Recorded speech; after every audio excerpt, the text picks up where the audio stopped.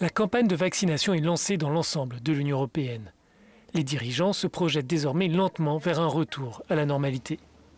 Cette étape passera par le rétablissement de la libre circulation des personnes entre les États membres. Pour certains, la solution doit prendre la forme d'un certificat de vaccination. Les pays qui dépendent fortement du tourisme, comme la Grèce ou le Portugal, soutiennent ce projet.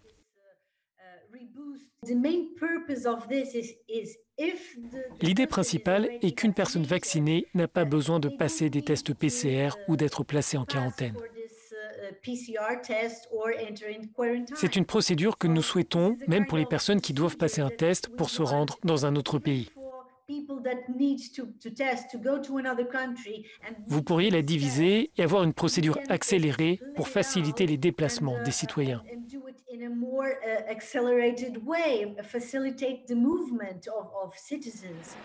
La Commission européenne dit travailler avec les capitales sur la mise en place de ce passeport vaccinal, mais la question est délicate car elle pourrait devenir discriminatoire.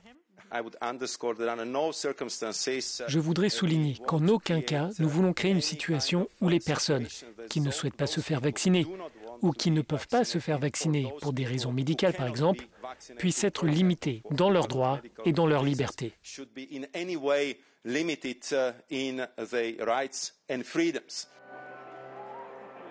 En ce début de campagne de vaccination, créer une différence entre ceux qui ont reçu les injections et ceux qui sont encore en attente pose question.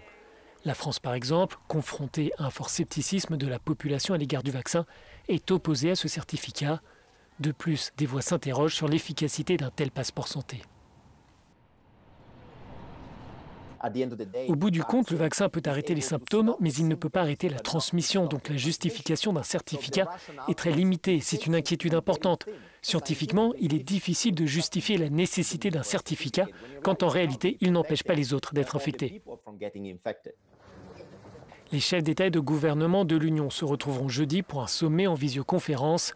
Dans les couloirs, certains évoquent l'espoir de parvenir à un accord d'ici la fin du mois. Mais face à des opinions publiques divisées et des lenteurs dans les campagnes de vaccination, des progrès semblent peu probables.